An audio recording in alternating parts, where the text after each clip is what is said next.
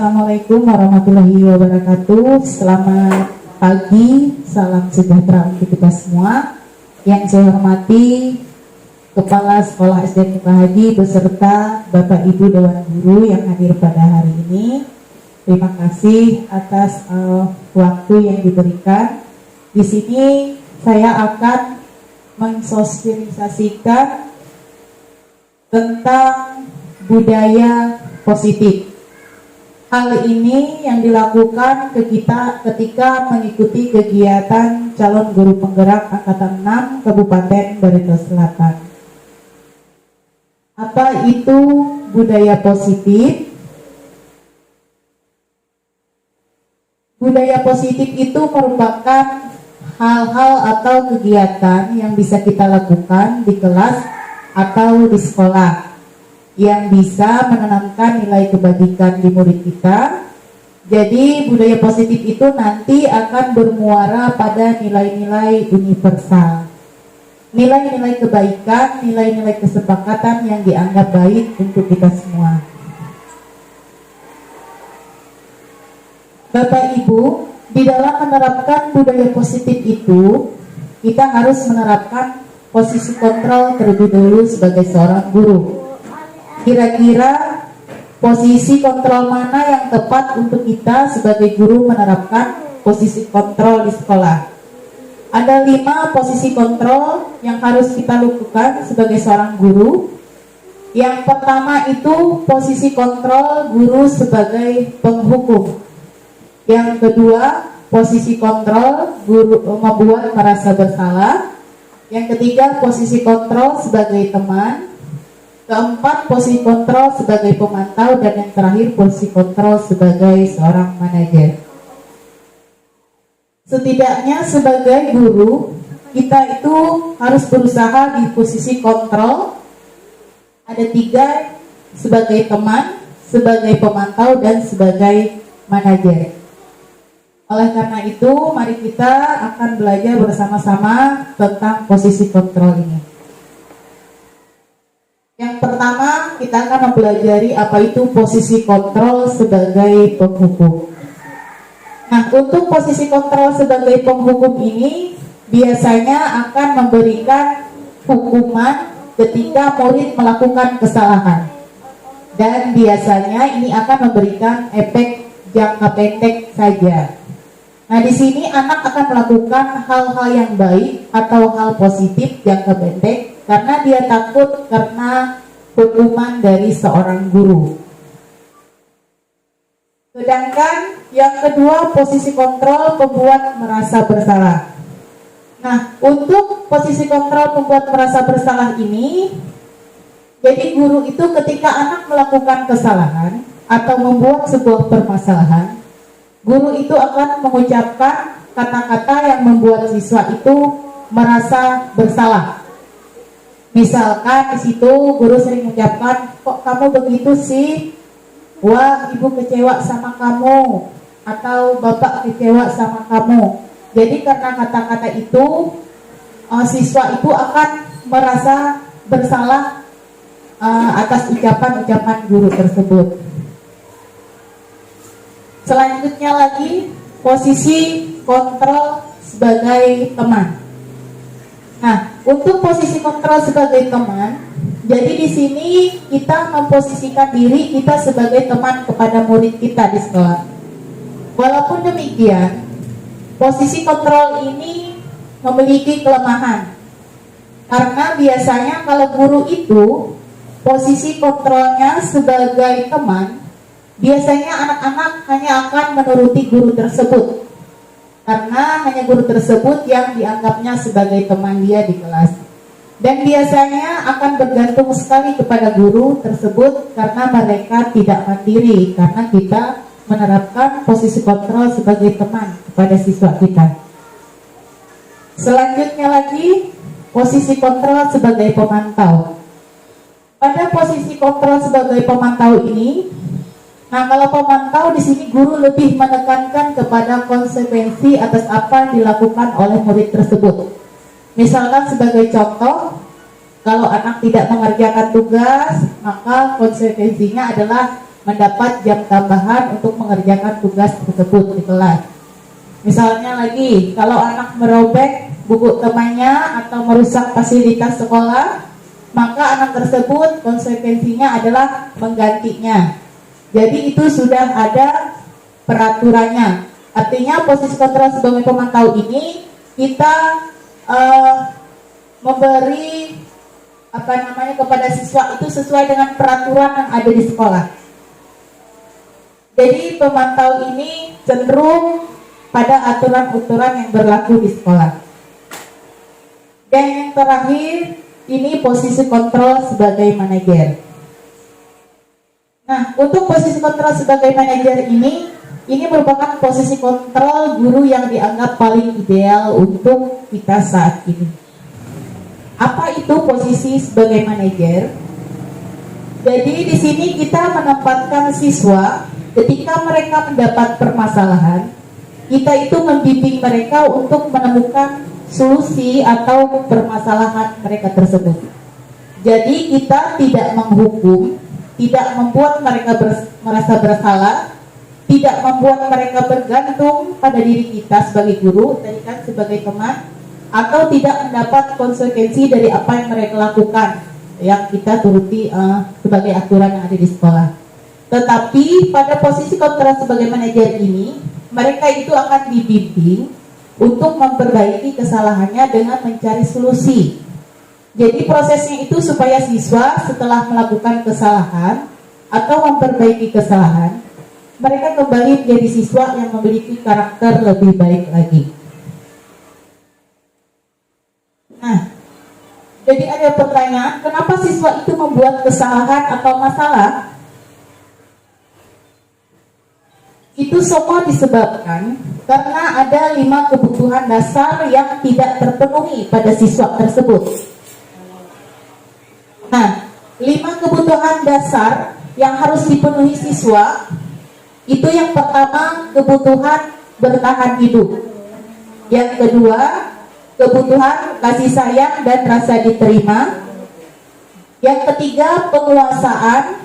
4, kebebasan. Dan 5, kesenangan. Itu merupakan 5 kebutuhan dasar harus dipenuhi oleh siswa. Muara dari kelima kebutuhan dasar tersebut itu adalah bertahan hidup. Jadi di sini biasanya anak melakukan hal ini untuk mempertahankan dirinya sendiri.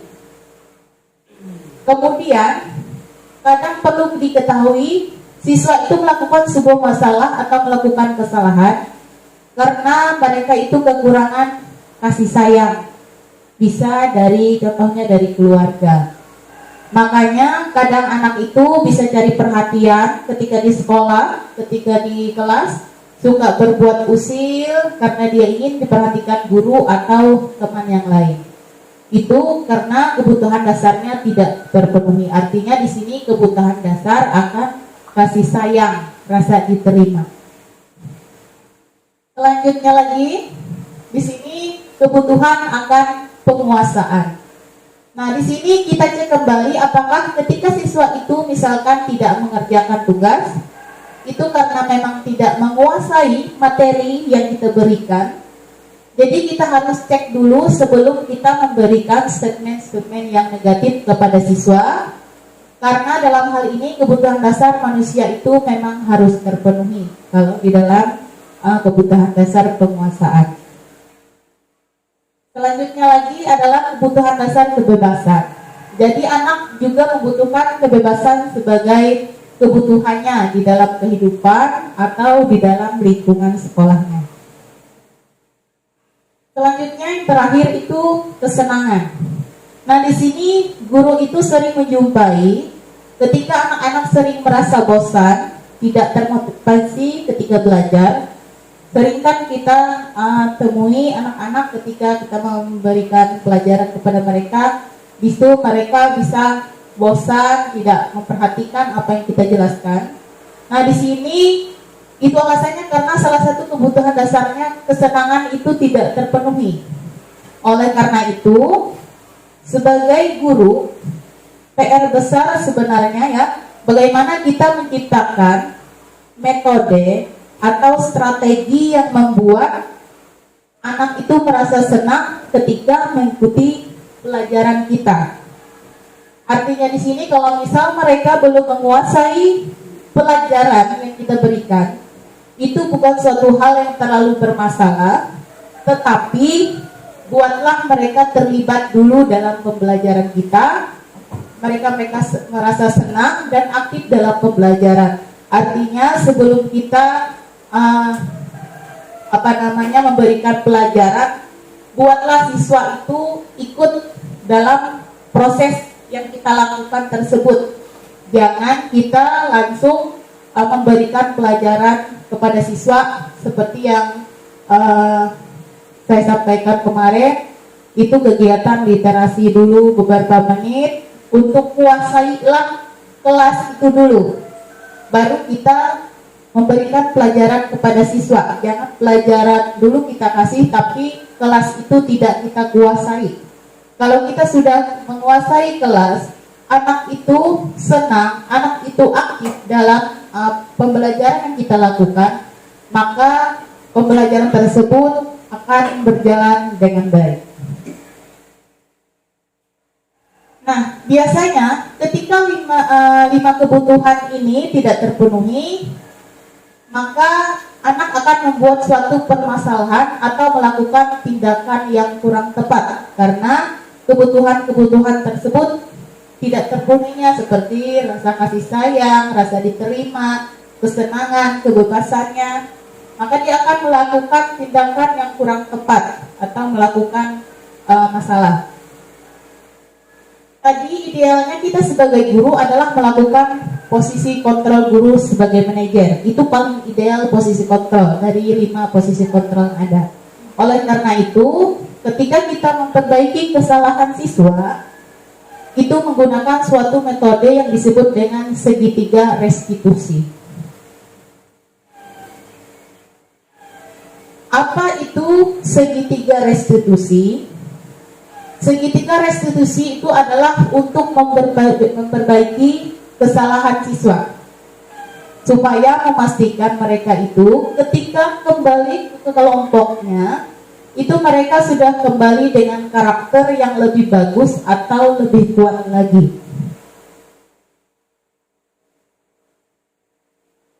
Ada 3 tahapan dari segitiga restitusi. Yang pertama itu menstabilkan identitas. Ada yang paling bawah, garis bawah. Yang kedua, validasi tindakan yang salah di segitiga paling kiri, dan menanyakan keyakinan di sebelah kanan. Yang pertama, sini akan saya jelaskan tentang menstabilkan identitas. Di sini ibaratnya ketika anak itu melakukan kesalahan, kita membuat mereka tenang dulu.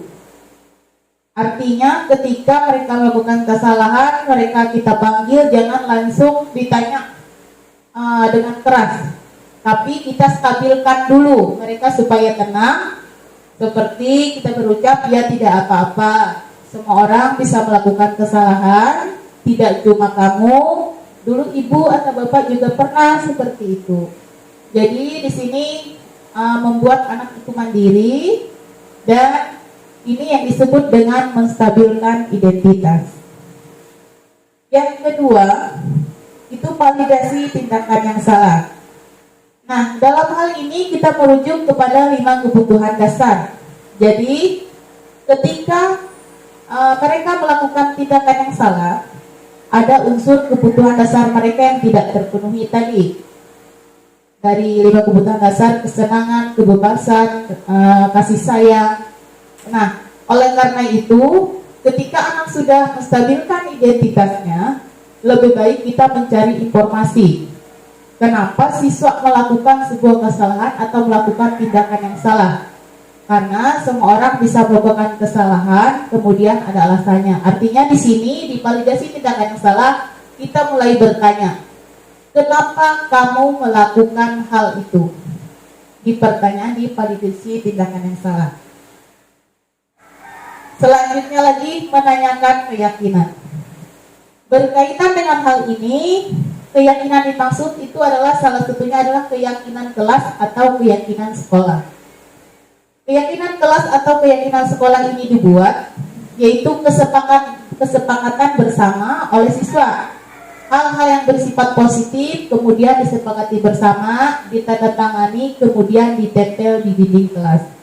Jadi itu adalah salah satu bentuk budaya positif yang bisa kita tanamkan kepada siswa.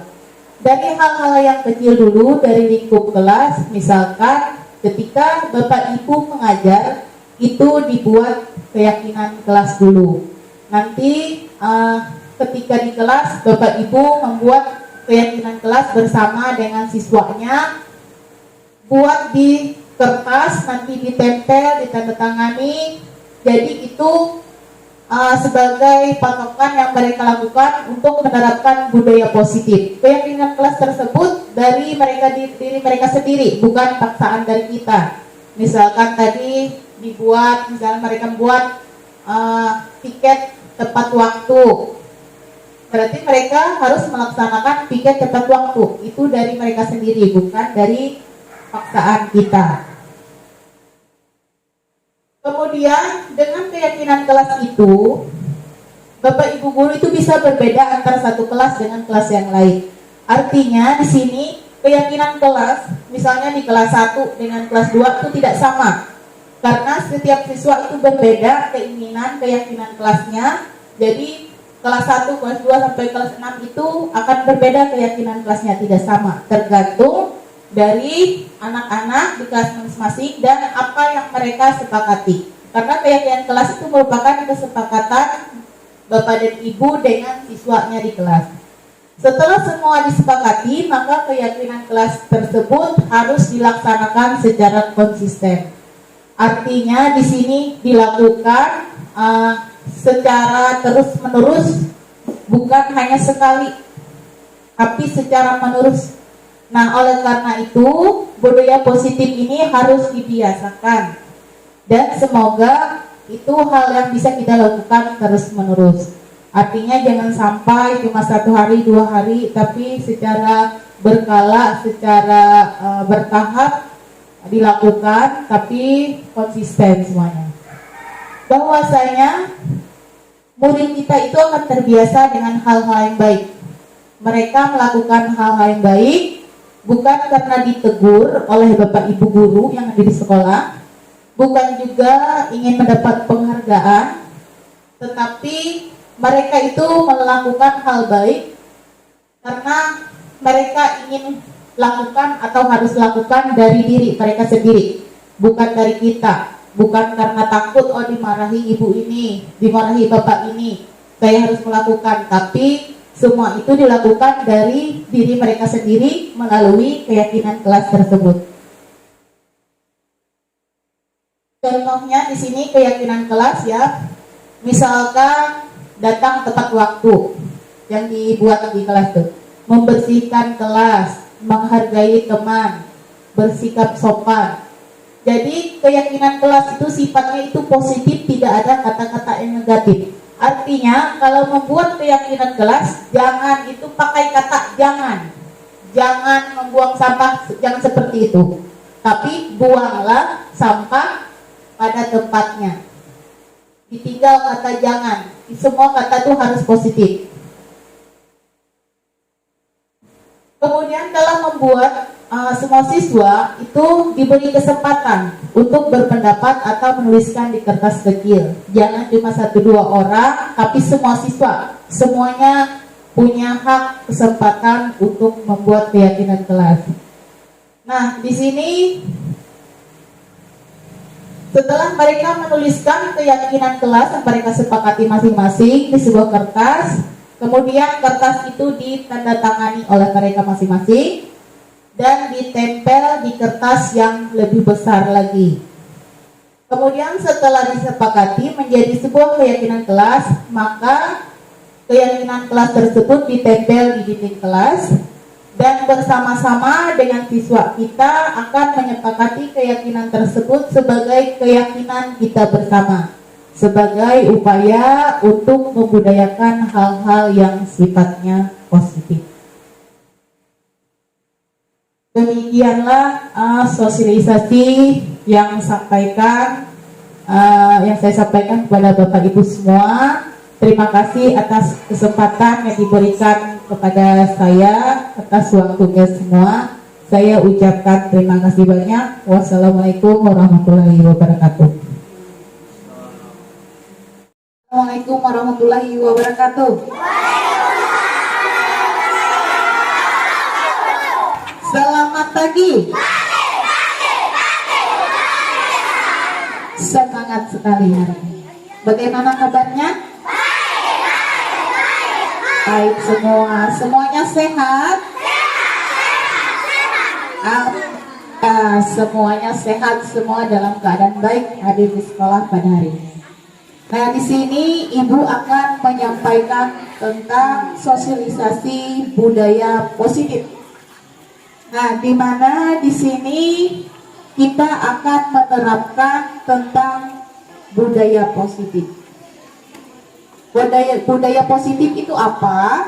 Yaitu budaya positif adalah kegiatan apapun yang bernilai kebajikan untuk kita dan lingkungan kita. Jadi setiap apa yang kita lakukan itu berguna untuk kita dan lingkungan kita. Nah, apa yang kita lakukan untuk menerapkan budaya positif tersebut? Kalian akan diajarkan nanti tentang keyakinan kelas. Nah, di sini kalian akan membuat keyakinan kelas yang mengandung tentang nilai-nilai kebaikan. Nah, jadi mulai dari sekarang kita biasakan secara bertahap tapi konsisten, artinya secara terus-menerus dilakukan, jangan sampai berhenti, supaya kita dapat menerapkan tentang budaya positif tersebut. Nah, bagaimana contohnya budaya positif itu? Misalnya kalian datang ke sekolah, datangnya tepat waktu, tidak terlambat. Terus apalagi? Membersihkan lingkungan sekolah. Terus apalagi? Menjaga sopan santun, menghargai teman yang lain. Artinya kalian datang ke sekolah ini saling menghargai antar teman. Nah, di sini keyakinan kelas yang kita yakini itu harus kita biasakan setiap hari. Jangan cuma hari saja, jangan cuma besok saja, tapi setiap hari. Selama kalian menjalankan kegiatan sekolah, selama kalian datang ke sekolah, terapkan budaya positif itu setiap hari. Nah, kita menerapkan budaya positif itu mulai dari hal kecil. Tidak usah dari hal besar dulu, tapi dari hal kecil.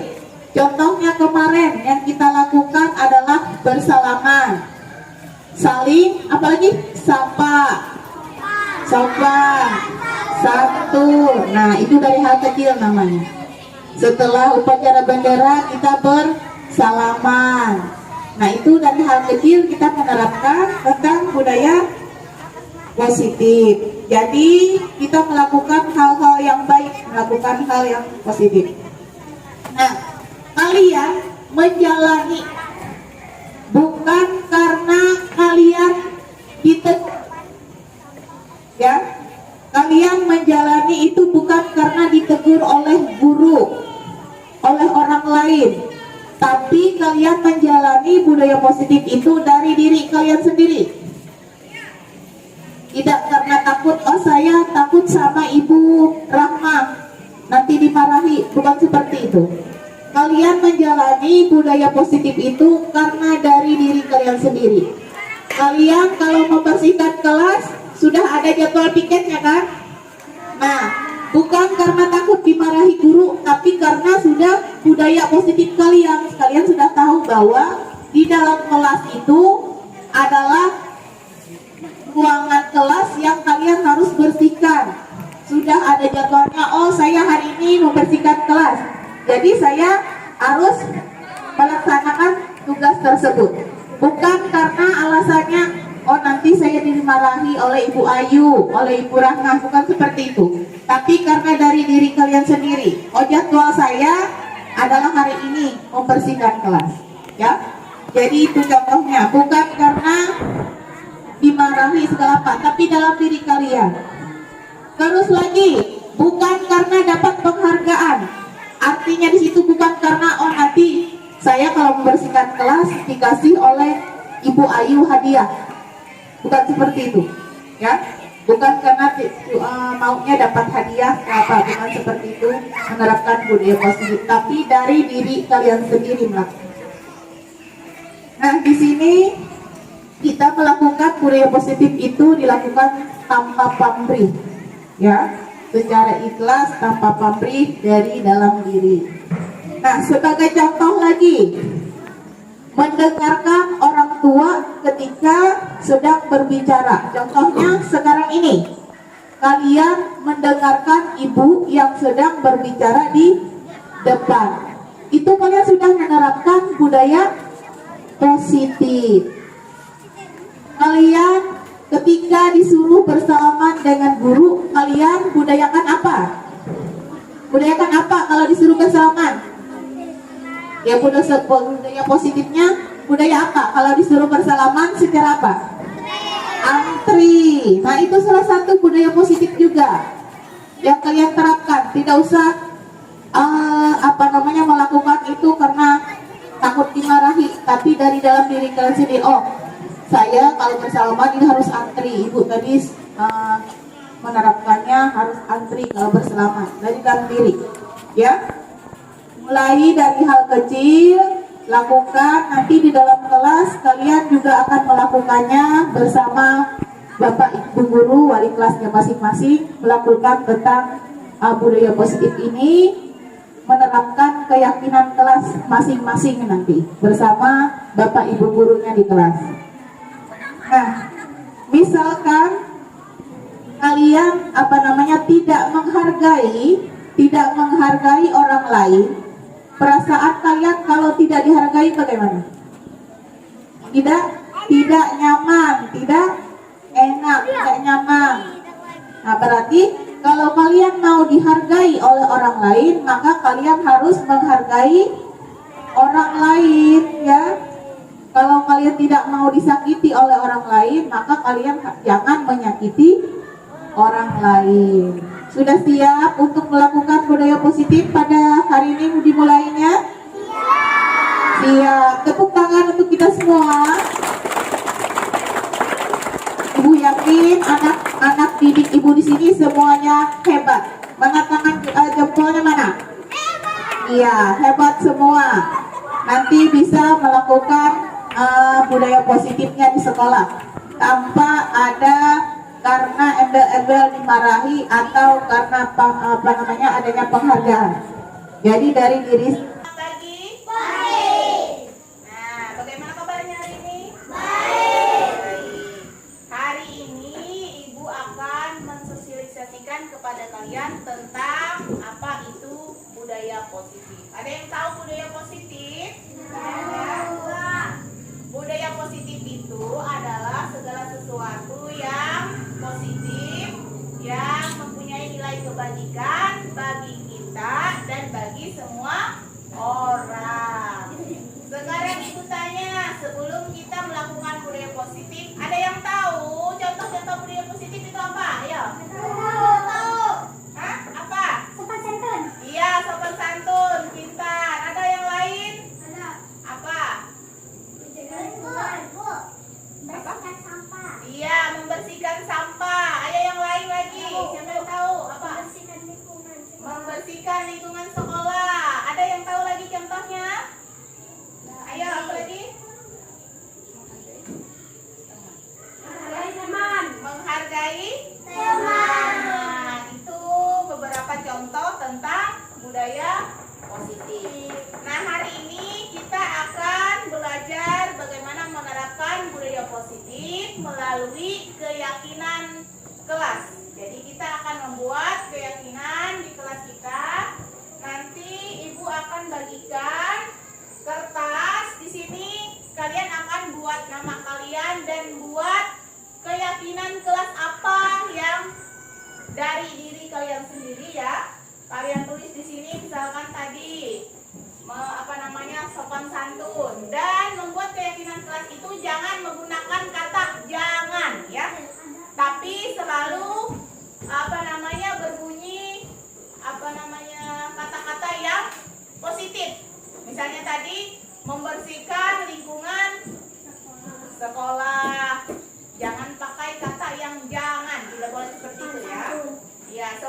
santun. Nanti kalian akan buat di kertas ini. Kertas ini akan ibu bagi, kalian buat keyakinan kelas apa yang ingin kalian buat nanti untuk menerapkan budaya positif. Sudah siap semuanya?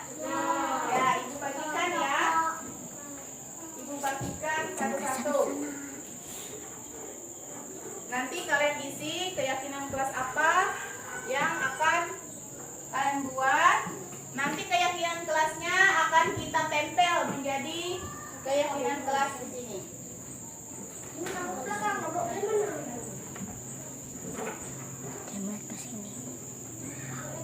Sudah siap? Sekarang tulis keyakinan kelas apa yang ingin kalian buat di sini.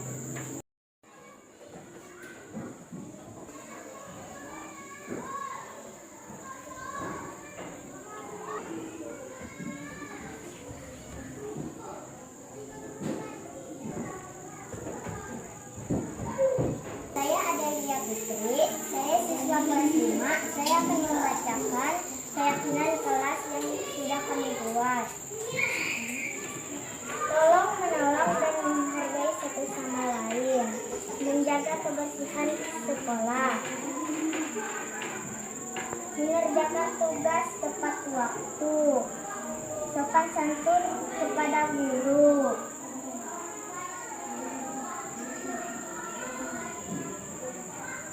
Saya menghargai teman. Tidak mengganggu teman. Jadi ini keyakinan kelas yang sudah kalian buat, yang sudah kita sepakati. Di sini ibu akan membacakan keyakinan kelas yang sudah kalian buat ya. Baik, di sini yang pertama, tolong menolong dan menghargai guru sama lain. Hebat, tepuk tangan semua. Selanjutnya lagi, di sini ada sopan santun kepada guru. Selanjutnya di sini ada lagi selalu murah hati. Di sini ada juga piket tepat waktu si Fahri. Hebat sekali keyakinan kelasnya. Selanjutnya lagi ada tidak mengganggu teman si Erwin. Bukan Erwin. Selanjutnya lagi ada berangkat sekolah tepat waktu punya Musdalifah. Di sini lagi sopan santun kepada guru. Ya, tangan semua. Nah, ini jadi keyakinan kelas yang sudah kita buat, sudah kita sepakati. Berarti kita harus menjalankannya di kelas dan di lingkungan kita. Berarti kita harus melakukan budaya positif karena kita sudah melakukan kesepakatan dengan membuat keyakinan kelas.